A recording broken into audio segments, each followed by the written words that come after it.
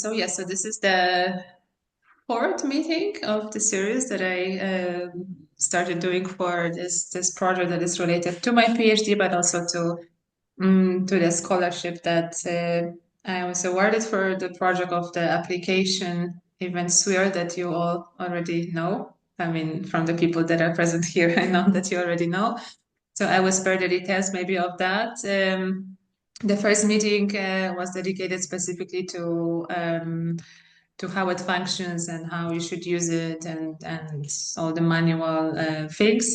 And two other meetings were dedicated to event scores, specifically with people who work in the field of Fluxus or event scores or are interested in different materialization of that form of art.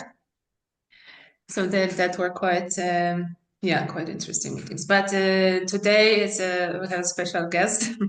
It's a special different type of meeting. I won't be I'm the host, but I won't be like I will pass the mic to Craig, who is our guest today and the main speaker. And I'm very curious what he prepared for us. And Thank you. Thank you. The big jump. And that's what I wanted to talk about. I just wanted to begin by saying that my virtual background is Walter Gropius's library in Massachusetts. And as you may know, that he tricked the Nazis in escaping and then built this incredible modernist masterpiece and moved Bauhaus to the United States. So thanks to Gropius. But I took the picture. And it's sort of what I wanted to talk about today, provocatively, after listening to many of these discussions about events, which is an event that doesn't take place in any time or space, which is just like these Zoom calls that we've experienced since, 2020. And I'm particularly interested in Fluxus as being an intermediated event, and rethinking the notion of happening as not happening. Um, so I was hoping that the proofs to this next book came sooner, but I thought it could also be a little bit of an advertisement. Maybe it'll show up in people's research or dissertation, and I'm willing to send people to pirate my own work, which is I'm also interested in radical open access.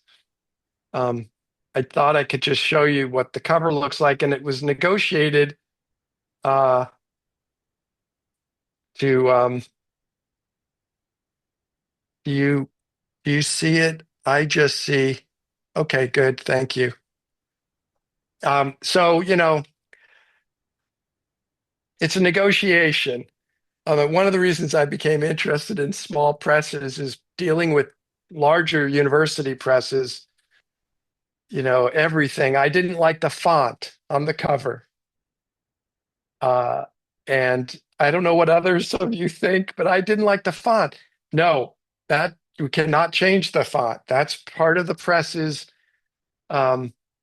look and other things. So it's been an interesting negotiation, but they were willing to humor me a little bit. The image is by Erica Baum, who's kind of a concrete and conceptual poet or conceptual writer, and it's about sort of the front pages of a book.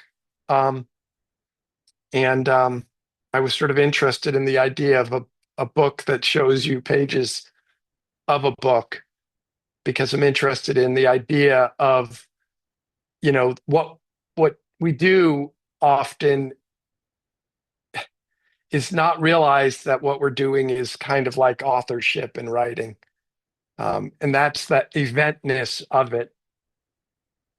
And so this idea of it being a kind of avant-garde writing came to me long ago, and I kept working on it. And it came to me, I'm going to stop sharing. It came to me because I Zoom as not happening. And Yeah, I'm inspired by all of your work and even the communication that's going on here as a not happening. And I think some of the people have used that phrase, and I'm interested in the intermediatedness of it. But I just wanted to read a little story from chapter 6 of the book. And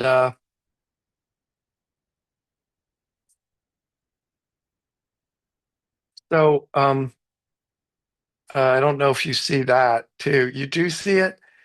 Um,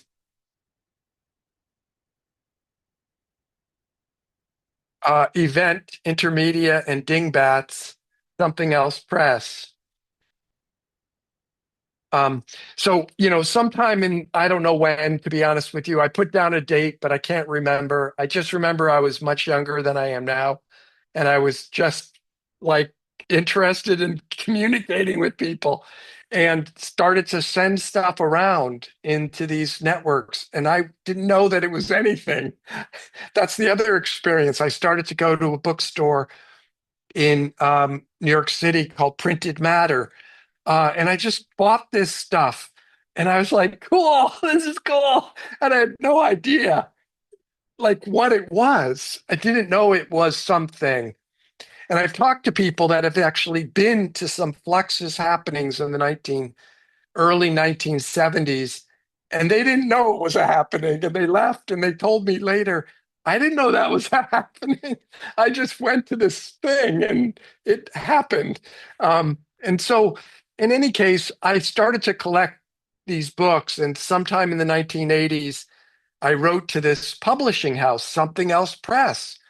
And I requested copies of a long list of books. Basically, I wanted everything. And that were originally published in the 1960s, and none of the books were in the local library or bookshop. Again, I didn't know why or anything about it. I just was like, these are cool. I want these. And so I honestly expected to get a form letter back informing me about the cost or telling me that some were no longer in print. But to my utter surprise and meeting and delight, the publisher himself wrote to me personally and requested a meeting. And all he wrote was, I want to meet you. And it was typed on a printed business form. And I have one, but I didn't take a picture of it. But in any case, it's an anachronistic looking form with a style from the early 1960s, and it had note-o-gram. I don't know if any of you have these, but I would just love to get one. Um, so printed as the top banner and two columns, one for the message sent on the left side and one for the reply on the right side.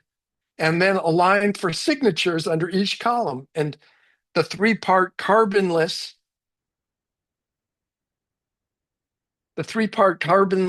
I'm going to stop sharing. The carbonless sheets so that the sender and receiver would have both sides of the signed correspondence. And then if you were getting one of these notograms, a bureaucrat would archive a third copy for a company's records. And so to me, the notogram, a trademark for a business form company begun in 1958 and not sold today, but was sold until recently, mimicked a telegram form from Western Union. The notogram used by Dick Higgins, as you know, the founding publisher of Something Else Press in the early 1960s, and was used by John Cage as well. And there's some great things that you've probably seen where Cage is writing these to his professors and things back in the day. Um, and although the form looked more fitting for a fusty bureaucratic office than a note from a person, it also seemed to valorize the receiver, whom the form instructed to send back a signed reply. And so, obviously, it both pleased and intimidated me to imagine my reply archived for posterity as I could not believe that someone as important in my mind as Higgins, author of many books and pamphlets, that I was ordering, and now considered, according to this recent book, a pioneering, influential, and major figure in publishing conceptual art, poetry, performance, happening, musical composition, and then, quote, who compares with Marcel Duchamp and John Cage, unquote, would take the time to write to me, a nobody student who had never published anything. And it also was a kind of eureka moment because someone, my professor, had shared with me a similar story about meeting Joseph Beuys. And what he told me was that he showed up at Beuys's house and knocked on his door, and Beuys said, "Oh, come on in." And they sat and they had, you know, I don't remember if it was tea or coffee or what they ate, but he just was uh, uh, a normal person. And my professor wrote a book about Joseph Beuys, Jacques Lacan, and Jacques Derrida in terms of their pedagogical performances. And so that's where I was coming from. And um, these were not faceless corporations, but individuals guided by what I've called a socio-poetic aesthetic. So, that's where I started to begin to think about a kind of alternative. And it is provocative that, that a happening is a not happening, because this was a huge event, at least for the receiver or the audience, and also where did it take place, and when did it take place? And so, tea with Beuys. Uh, and you know, I started to think about that in terms of Fluxus and in terms of those um, these events that were not events. I'm going to tell you one more story, and then you can chat with me about whether you think it's wrong or or not. Um, but I then later, a little bit later, I drove to this place in Iowa City. Okay, Iowa City is in the middle of a cornfield, in the middle of nowhere. But I was in Chicago, and I thought I'm just going to drive there. And I borrowed someone's car, and I drive there, and I get there, and they have the largest publicly accessible archive of Fluxus material and also Dada material and Surrealist material in the middle of really nowhere. But and the person running the archive instructed me very strictly: you cannot write here, you cannot do this, you cannot, and especially, I went to undergrad school in Iowa City. And I mean, so many important people went there. So that's one of the reasons why I was so fascinated with Iowa City. And so I she said to me, you cannot smoke here. And so I sit down and I was like, that's not a problem. I get it. It's an archive. There's rare materials. And I began looking through the materials.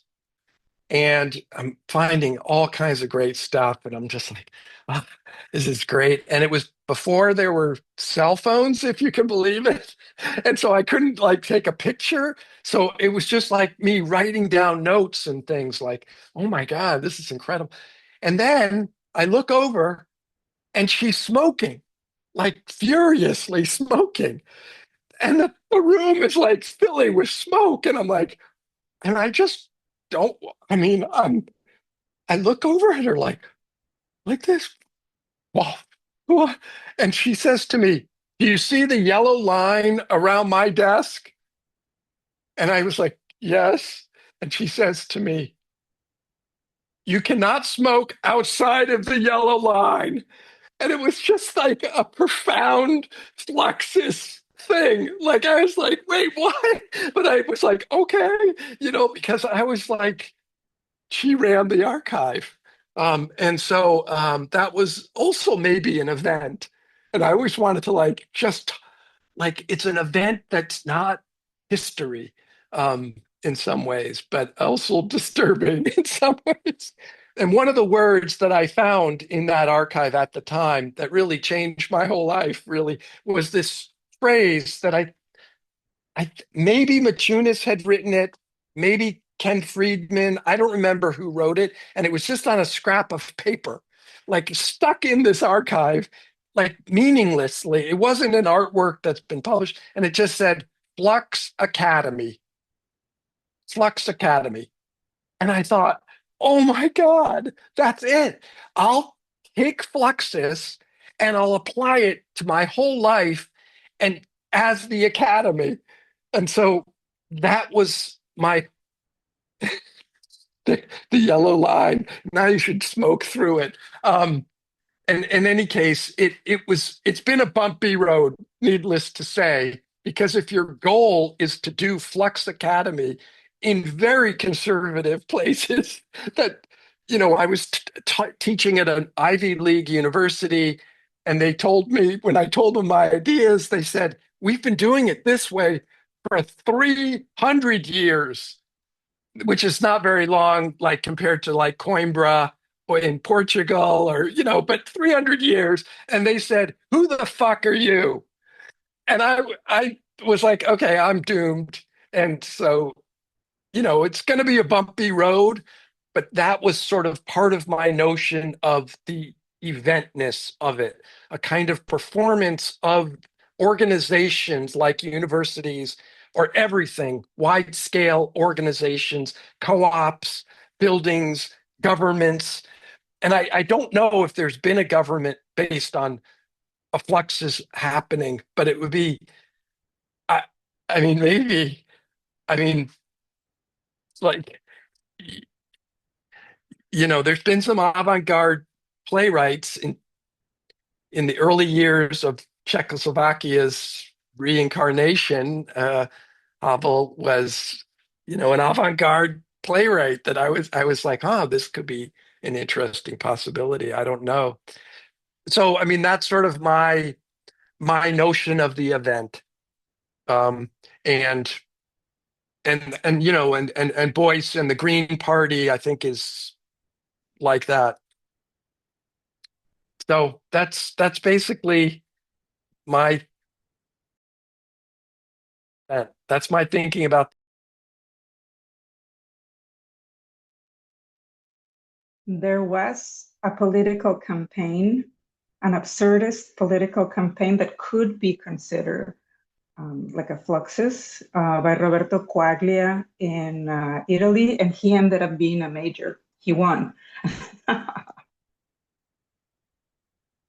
Yes, I did some visual poems based on his political speeches, and it's just great to know that. It's just fantastic. What year was that? I'm sorry? What year did he run and win? And what It city? Was in the late 90s, and it was in the West Coast. I can't remember right now exactly where, but I can find that very quick. And it was just, very funny that he did that and ended up winning.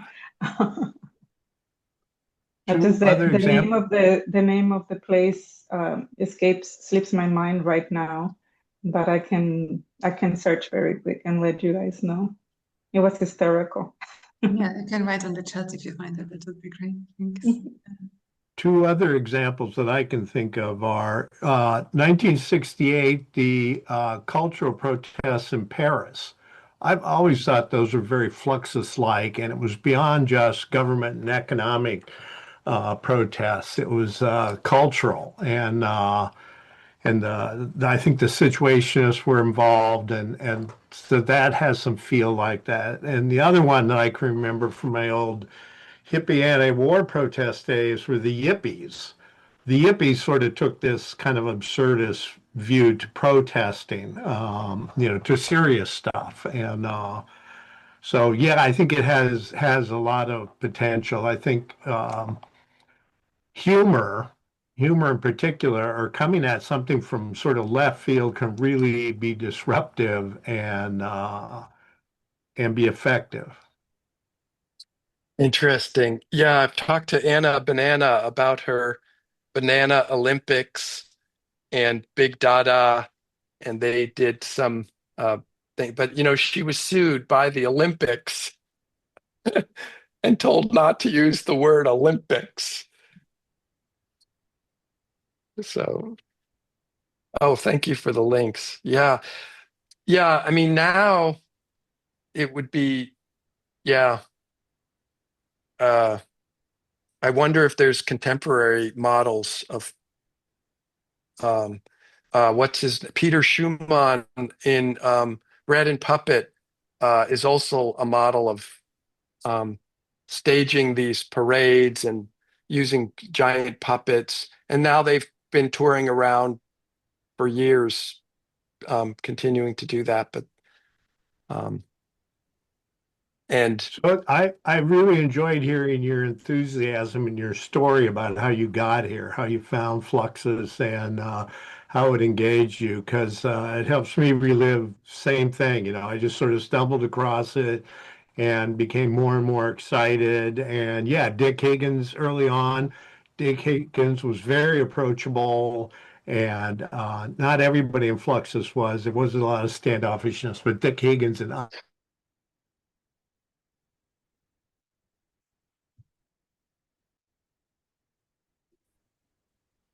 dude, I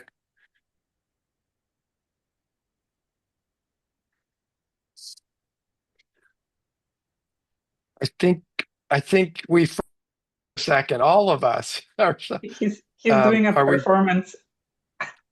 Yeah, he's very still. He Oh got my very gosh. still.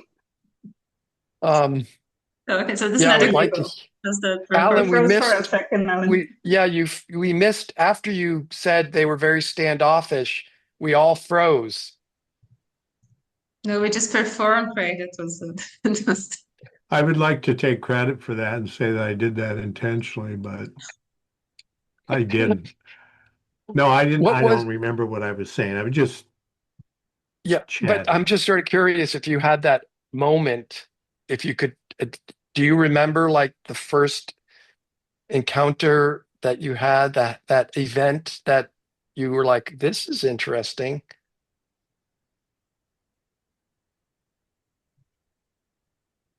Well, one of the first was no, I already knew about Fluxus. Actually, how I found out about Fluxus is initially was an art professor at Kent State University, where I was in graduate school in psychology, getting a PhD in social psychology. An art professor at the university there named Craig Lucas, a painter, sought me out. I was also a bartender in a local bar, and he sought me out at the bar one night and held up one of my little packets with, kind of a game in it.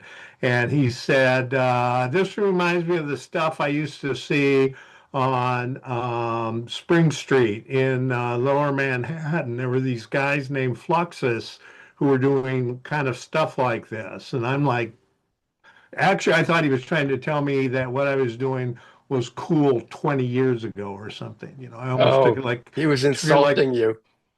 but he wasn't. He wasn't. It Oh, turned out actually became a really big supporter. And then some art student friends of mine at Kent, because I started asking them, do you know anything about Fluxus? And this would be about 1975, 6, and there wasn't a lot written about it, but one of the art students had found a book about Joseph Beuys at the library, the university library, and found a section on it where it talked about Fluxus in sort of the context of Joseph Beuys. That was the first time I saw it in print, the word Fluxus in print. um, Simon Anderson, who's at School of the Art Institute of Chicago and has been a Fluxus associated artist, told me a story that he was just this kid and he went to this library because they used to have like performances or like readings, what we would call a reading. And he went to one of these, and it was a guy, no, blacking out his name suddenly, a sound poet. I don't know why I'm blocking on it, but it was just like a noise, like this person gets up there and then they went, "Ooh, yeah," and it's Anderson was just like, "What is this?" And that also is, I think, an interesting pedagogical thing is that because I'm so much in a university and uh, we've gotten rid of that because we can't ever have the student be flummoxed. You know, we can't ever have them be like, "What the hell's going on?" At my own university, Stan Vanderbeek taught, who invented something called the movie drome, which is a dome that you would crawl into. And a lot of the Fluxus people went to these performances and were sort of part of them. And then he would project on the dome all these movies. And then he would have these conversations about it. Um, and those were like rich because people were thinking about Buckminster Fuller's geodesic dome and Black Mountain College, and Stan Vanderbeek met Buckminster Fuller there and decided, I'm going to do projections inside of these. In any case, he taught at my university, but they've hidden that fact because they don't want anything to do with that world. Even now, though, they're beginning to sort of say, "Oh, this important guy," because they just thought it was nuts because the students didn't know what was going on. You would go into his class and he'd be cutting up little pieces of paper and having you collage them together, and then he'd film them on a copy stand and he would project them in these domes.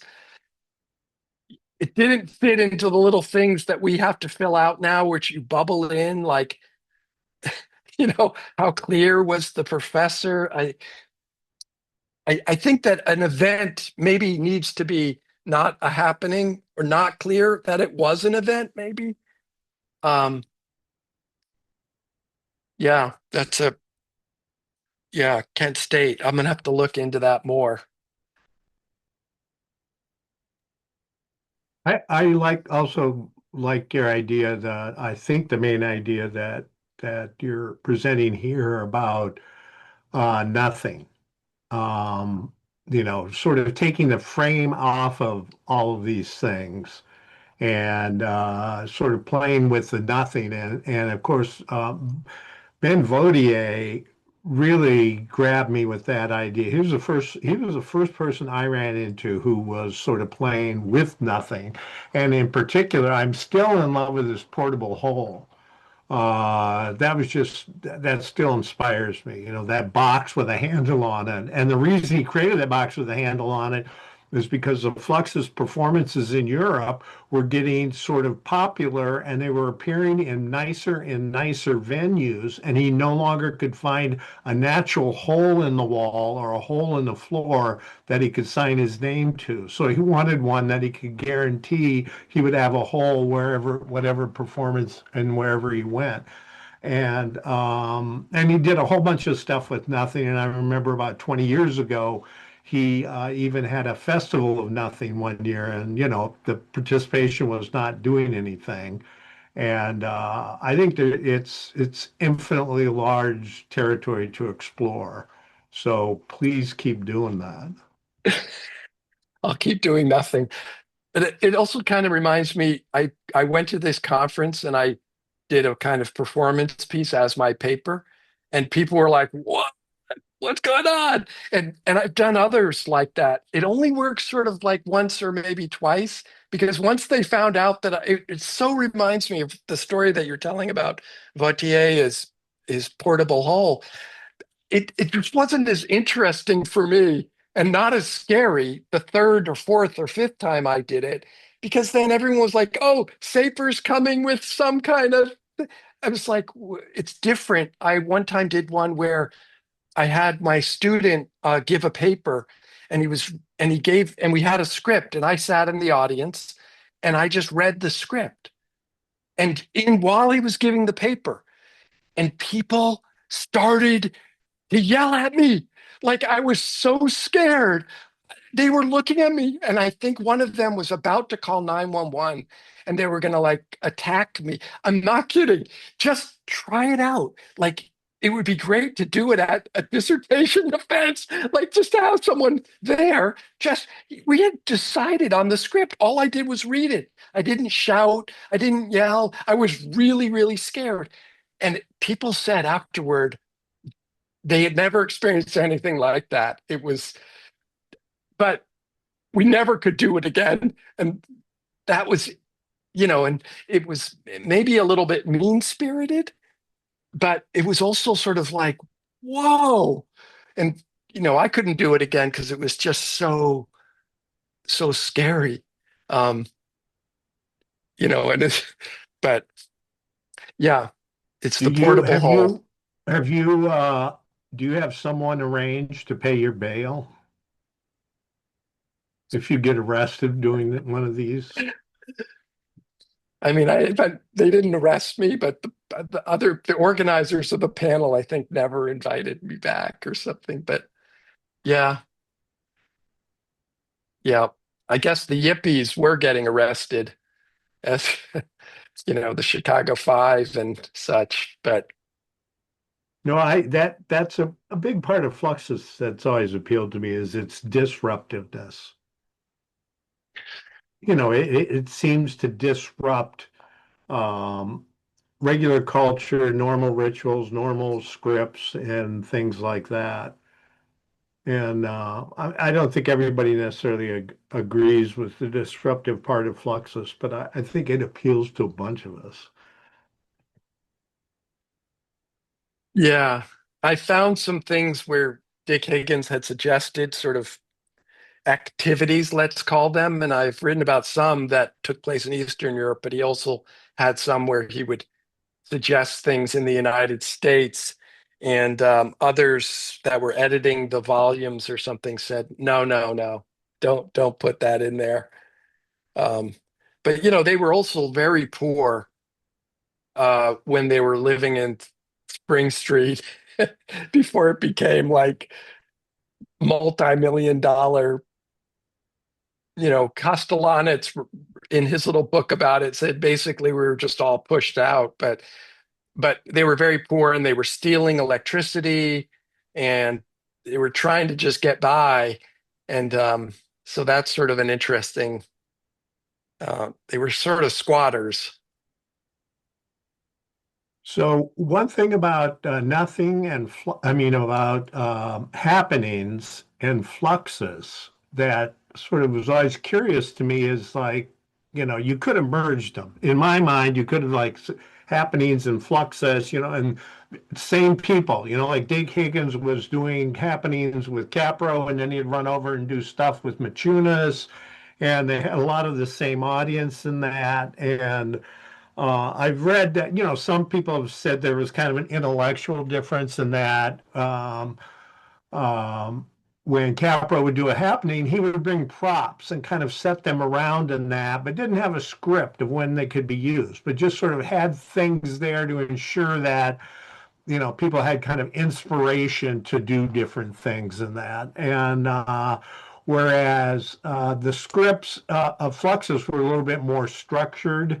And also, I think, and then I've been told the real reason probably happenings in Fluxus never really kind of merged was because of the personalities of Capro and Machunas. They didn't like each other and they didn't get along. And Machunas was very obsessive compulsive, so he would be more into structure and stuff like that. And but it sounds to me like you're working both. You're working both fluxus and happenings in the stuff you're talking about. Yeah, I mean, Dick Higgins said to me once, don't use the F word when you introduce me. And And meanwhile, I again, like, I was like, I had already prepared a little talk. So then I was like, wait, what? You're not part of Fluxus. Like, he also said to me he was really against the idea of anything goes. He said, I'm a musical composer, and an event is very, structured and composed. And, you know, he's very strict. And that is a little bit interesting. Yeah, but I sort of see these things as kind of connected, and I've read about some of the intellectual differences. I'd be interested to know if anyone could talk about like what went on in Santa Cruz, and the West Coast stuff in that. What was called? I think it was it called West Coast Fluxus or um, because I've seen some notes, and this is how it relates to the organizational parts. I saw some notes in Santa Cruz at UC Santa Cruz where the people building the university asked John Cage how they should build it. Just thinking about that, it would be like asking one of the three of you, not like to say, oh, we're building a major university campus. How would you design it?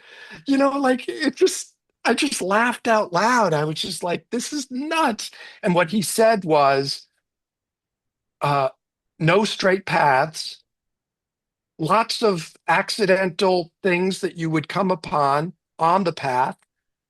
I think he said something about like dirt and like come upon like I don't know, like it was just, and they did that. They did that. Like, ooh, that would be so great. And so when you walk around that campus, you don't have these straight paths that you see on so many places. But I'm just sort of curious if anyone had experiences back, I guess that was in the 70s or 80s, I'm the not West sure. Coast. I'm not The sure Santa if this Barbara is. Museum, the Santa Barbara Museum of Art did do an exhibition with many of them, the original Fluxus artists. That was in the mid 90s, I believe. And it was That was called In when the the Spirit Blam of show, Fluxus. the Blam Mhm. show from no, the Walker show was traveling around. The Walker Fluxus show that they put together was traveling around to different places. And I actually went to as many of them as I could because, yeah, the original Fluxus folks showed up in Santa Barbara. But I think what Craig maybe is talking about is Ken Friedman and Fluxus West. Ken Mhm. Friedman got a little logo, a little X rubber stamp logo. I forget who created Yes. it, Mhm. Fluxus West. And this was when he went to California. He was, I don't know if it was Santa Cruz, but he was somewhere in California. He was in And San Diego, I believe. and so there was activity. There was activity happening. Sort of a branch of Fluxus is Fluxus West. And in fact, when another art student at Kent State and I um, started our own little cell of Fluxus, we decided to brand ourselves Fluxus West Midwest. And Don Boyd, who Ken Friedman had sort of bequeathed Fluxus West to Don Boyd, and this art student knew Don Boyd personally, and so we wrote to him and said, "Hey, can we be Fluxus West Midwest?" And he said, "Sure." So we thought, well, now we're official. We've got blessing, authentic blessing, and then shortened it to just Fluxus Midwest. But there was Friedman, and I'm blanking on a name of a couple of other people, women who were involved kind of with the Fluxus West stuff out there. And of course, in San Francisco, there was a lot of stuff going on with Gaglione and Dada, and Anna Banana was in San Francisco, and but that's they sort of merged with Fluxus. Gaglione kind of has enjoyed a lot of recent Fluxus activities over the years, but they weren't part of it at the time, I don't think.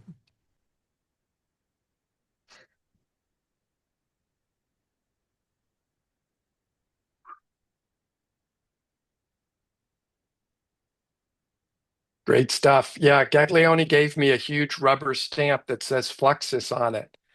And I've gone to his place in Chicago where I did many years ago, and he after we did a panel, I can't remember who was on the panel. I think, were you on that panel, Al?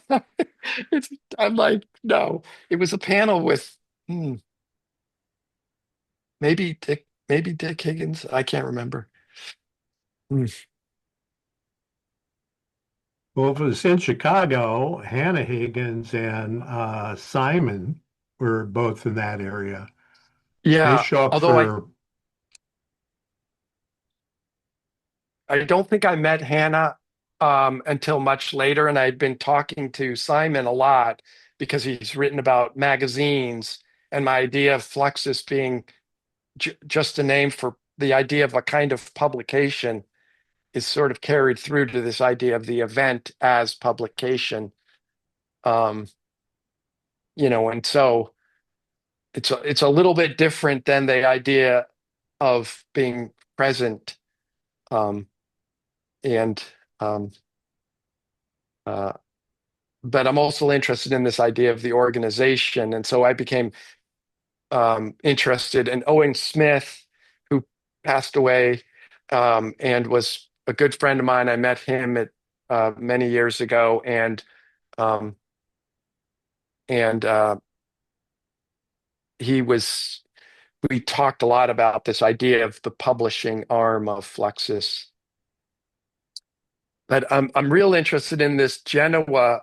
I was just spent a month in Genoa, um, and a friend of mine ran, not the mayor. She ran the mayor of Genoa now is, as you may know, a hammer thrower who was at the Olympics. I think she might have won, and so there's a lot of funny things about her winning and against a right.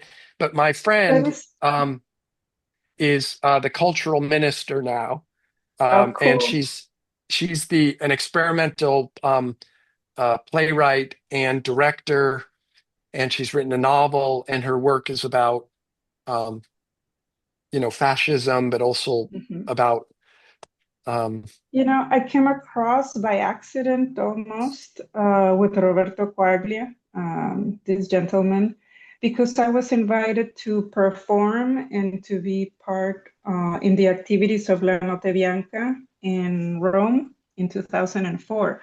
So I needed to create these visual poetries for the show and, write about whatever, like do the performances I was going to do that night. But I was trying to do something with an Italian author that was somewhat related to what we do, right? So I came across with his name and I wrote to him and he was very much interested. And then he came over, we did some performances together and it was great. But like, I didn't know of him before this time. So it was pretty interesting. could you put a link also to that in I it don't seems have a like, link for oh, okay, that. No, sorry. I have, a couple of photos. This is before, there was Facebook links. and everything, before digital cameras or whatever, I was living in Mexico at the time. So But just tell me his name again then.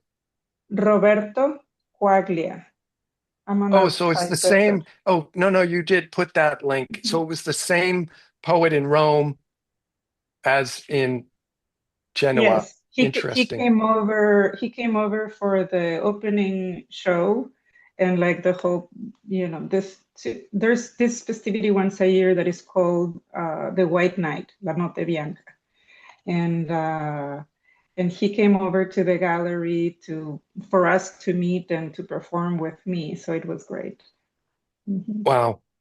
We did a little screening and activities at Casa Luzzati Mhm. in Genoa, and then um, made some connections. What's nice about, and I don't, that networked feeling, um, that I felt like was there in Italy. I wish that we could reproduce that. And, here we have a little tiny organization.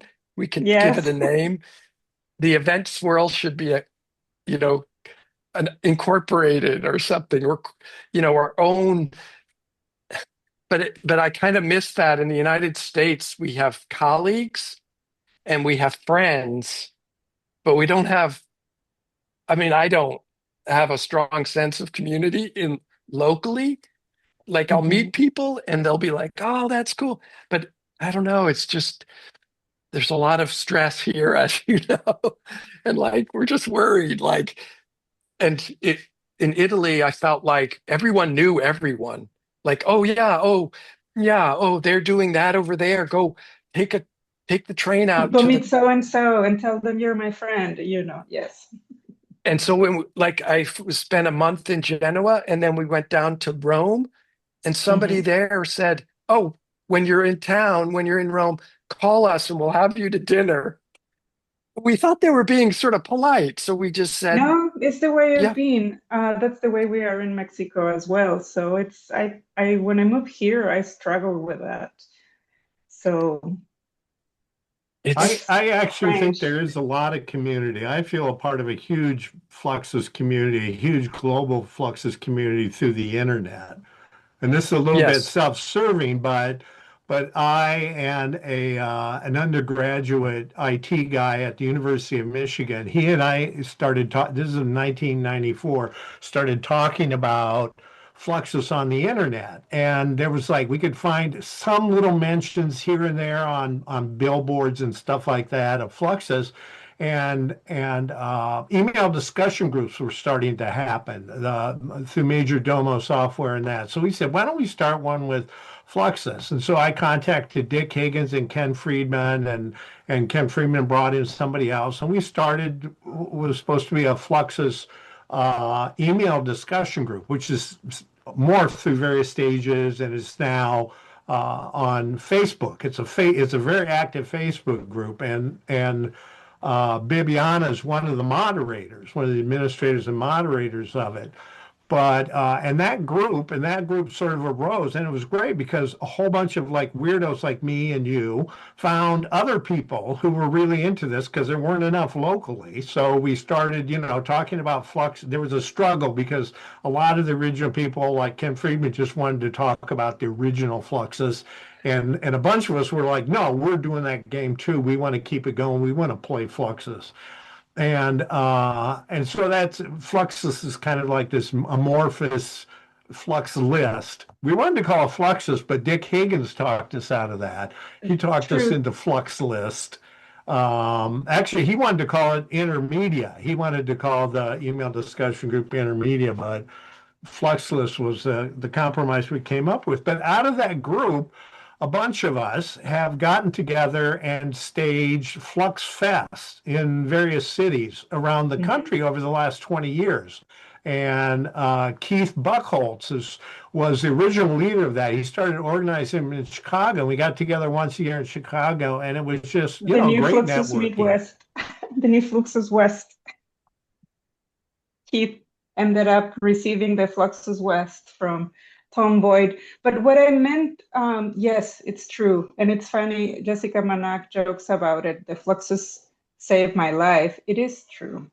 Because when I moved here, I didn't have that sense of community. And it wasn't, even though I belonged to Fluxlist, when Dick Higgins and, well, you, Alan, started the Fluxlist, I came in the late or the last years.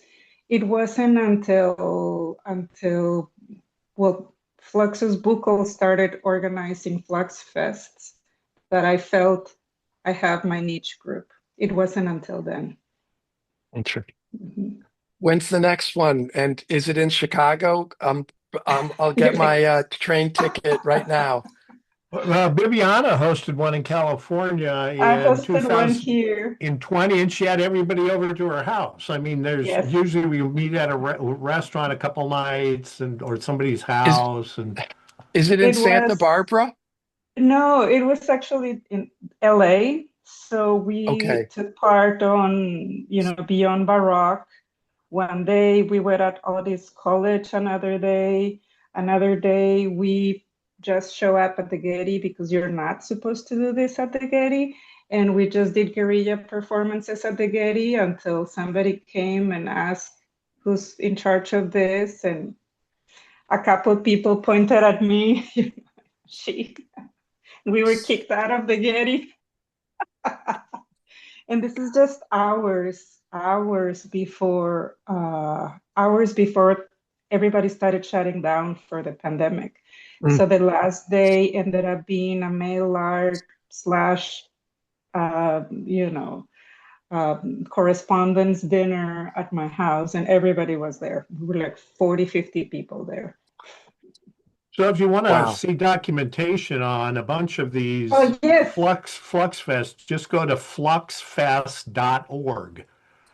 And there's huge amount of documentation about these series of flux. And it's just on this group. Also, I've included found out other people like in Australia, New Zealand, put on their own Fluxfest. Found out a little about Fluxus, decided to stage a Fluxfest. So we've been trying to capture that and stimulate that. I think going to the Fluxfest, especially the second or third time you go, these people and you're meeting them and all that. It reminded me of going to camp in the summer and going to camp the second or third time when the people already are going to be there and it's good to see them again and you're doing activities and stuff like that. And so I stole that idea and that feeling and created Camp Fluxus. So that's sort of my version right now of, kind of a living, breathing Fluxus community, is to pretend that you're a member of Camp Fluxus and, we have news about what's going on at Camp Fluxus and stuff like that. Alan is doing monumental work trying to document all of the recent Fluxfests on his website. I spent a good part of a year just gathering from Bibiana and everybody else who took a digital camera and gathering their photos and videos and that, and trying to organize and it's done with 1995 HTML skills. I'm not the most up-to-date web designer, so a lot of my websites are kind of two-dimensional, and I'm hoping eventually they'll come back in style and make me famous. But he's been documenting most Fluxfest since 2009 to the date. Yeah. I put the website on the comment. I'm sure there's others, and also the most. Yes. If you want to experience community, check out the Flux festivals that they're putting on in Lithuania. Lithuania, about 10 years ago, got a hold of the idea that, hey, George Maciunas is one of the great avant-garde artists of the 20th century. Look at how they talk about him in the United States and Europe. Let's own him. So they revere his birthplace now, and once a year they have a huge celebration. They'll get like 10,000 people marching in the streets to the Fluxus George Maciunas, celebration and that. And one year, and it was as part of some European, we're the country of the year in Europe, they had a huge, and it was all around the idea of Fluxus and getting people to be creative and doing creative stuff. And they organized people in courtyards and backyards of buildings and stuff and had all these events. And I'm really jealous. I mean, that's where I want to be. Hi, I didn't want to interrupt you because I think that discussion went into a really nice direction, and also you have so much to share in common that I just wanted to let it flow. But I wanted just to say a few words about the Lithuanian Kaunas experience, because I was the one that you, Ellen, mentioned in 2022 when exactly the Kaunas was the capital of culture, or European culture, or European capital of culture. And I think at first I was a little bit skeptical in a way that it became this really big festival of light and dance and performance, fire, people eating fire, things like that. But actually being inside this, I also did a performance at the end of the finale of this whatever event or party. But despite all the things that I liked about or I didn't like about this, but the spirit, like you could really feel. I was there with Jeff Perkins, and like we were walking, and I was like, "Whoa!" You can really feel the energy of people that they really enjoyed being there. Like they maybe knew what Fluxus was, didn't know it was more or less Fluxus. As I said, I don't really want to judge that, but the spirit of community. That was really something. Yes, it's definitely an anything goes spirit. If you're at all sort of have a traditional and well-defined vision of Fluxus, they went way beyond that. And yeah, anything goes, just people dancing around the street wearing cardboard boxes or whatever. But I think it's the real spirit of, it's really close to the spirit of Fluxus of getting people, normal human beings, kind of involved in being creative and kind of unleashing their creative spirit. Very open, very creative. It's So Bibiana's interesting. going to go there and straighten it out. Oh, okay. It's interesting though you mentioned the Getty because just about the time that you did that performance piece there, they released a book, a catalog about Fluxus, and somebody in Getty sent me a copy. We're like, but didn't mention like it's sort of an interesting tension. Like there's this thing going on that is Fluxus, and then they release a book, and the two don't come together. It's sort of They had interesting. an exhibition on the archive of was like not Silverman? Jean Brown Oh, Gene Brown, archive. right. They had an exhibition there for a while and had that catalog coming out. I think it was called Fluxus Means Change or something like that. But it was that I can't remember what was. I think it was 2000 at the beginning of 2024 or in 2023. But we were there in 2020, like hours before everything shut down.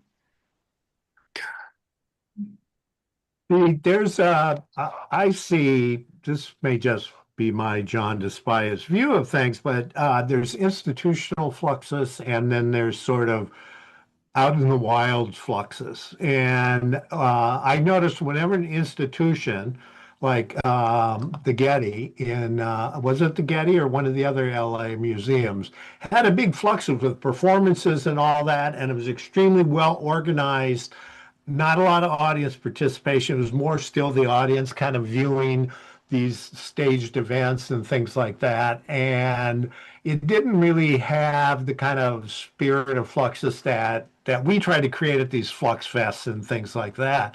And the same really goes for, and the really biggest example of institutional Fluxus is the Silverman collection at MoMA in New York. That whenever they do stuff, it just doesn't feel like Fluxus to me. It feels more, very much institutional, which is kind of the great irony of Fluxus, because I remember the first time I saw any real Fluxus objects, it was at the Blam show at in New York, and this would be about 1984, and somebody had organized the precursors to pop art. The Blam show was like, let's show the precursors to pop art. And it was Lichtenstein and Warhol and the kind of poster stuff. And it was the happenings of Capro, and it was Fluxus. And this was the first time I saw Fluxus objects in vitrines that I had seen pictures of. And I just fell in love with it, But I also noted the irony of they're in a vitrine. I can't touch them. This wasn't supposed to be institutionalized, but I still appreciate the fact that Silverman collected it, museums are, keeping it and all that. But there's a huge sort of kind of institutional rift there. I think it's also very interesting that we drift away very far, I think, from in theory, of course, very far from the idea of event as a publishing thing. Like we talk about the spirit of people, which is actually also really interesting and nice in that sense. Maybe to think about that. We spoke also during the last meeting, I think during the last meeting or the one before the last one, about the written event scores, like the nature of written event scores, and like if they can be performed in mind or not, or just they can exist as this pure text. So that's also something that we quite interesting. If you could all, I'm actually working on a replaying of that performance event through the mail that Dick Higgins did with me, and if you send me your address, I will make. You could, yeah. So I'm not sure exactly how it's going to work, but I'm working on that as well. And yeah, this is I good. can't believe how fast. Can't believe how fast Bibiana is. Yeah, because I want to be part of it. I put my address there already. I type fast. And so do you know about this Fluxacucha that Hannah Higgins, Roger Rothman, Dennis Simon Anderson was involved? Have you been to any of those? Because they're in very difficult places to get to, but basically they've sort of taken over a few panels of a big conference, and they put on these sort of Fluxus events, but also mixed with art history, and they call it Fluxacucha because I might have spelled it wrong, but it's different than Pekakucha, which is an architectural term where you show 20 slides, each one for 20 seconds. And so instead of a panel where you listen to these papers that go on and on and on, this is like boom, boom, boom. And so we've tried to do that. I've gone to a few, but it's hard for me to get there because the next one is in Corvallis, and it's not even in Portland. Corvallis is in Oregon, and like it's not anywhere. They're not like in Chicago, or in a main city in Europe. But well, you bring up an interesting point, and again, this is just my point of view on it. But Hannah Higgins and Simon never come to the Flux Fest in Chicago, and they don't participate with Flux List, and they really don't interact with those of us like Bibiana and myself who are still playing around with what we think is current and living Fluxus. And so that's this institutional riff. We have had people. Yoko Ono was supportive. She was really supportive and would promote our Flux Fest. She would take the flyers and put them on her site and stuff like that. And Allison Knowles was supportive. And originally, this is before Flux Fest or whatever, Dick Higgins was very supportive of this group of people and what we were doing and all that. But I don't know what exactly happened, but and their cooperation was building between Allison Knowles and Keith Buchholz, but something happened and kind of blew that up. And we had a Flux Fest in New York, and they didn't show up or whatever. And since then, it's like there's like these, there's the institutional Fluxus, which is MoMA, the Silverman Collection, and Hannah, and most of the old guard Fluxus, like Eric Anderson, and then you've got these little weird renegades like us who have been keeping it alive, doing something with it for, well, I guess keep going out and playing. Keep going out and playing, and my claim is that I've been doing this longer than Machunas. I've been doing Fluxus longer than Machunas, so fuck you. I think how could that be possible? It's something different for everybody. So I mean, it's Yes. no definition of Fluxus basically, right? It can mean something different for yeah, as I said, everybody.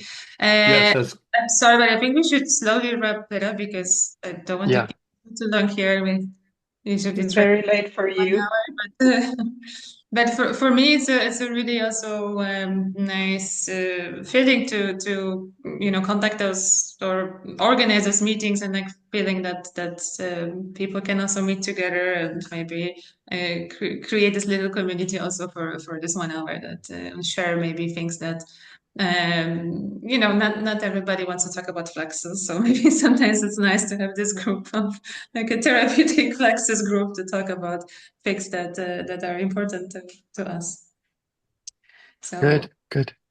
but thank you so much for being part of it in a sense. So I keep you, and we are looking forward to your book, Craig, and keep us posted when it's ready.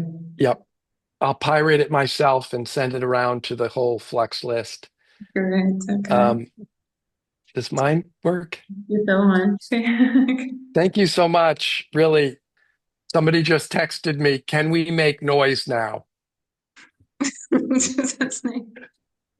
So anyway, thank you. Bye. Bye bye.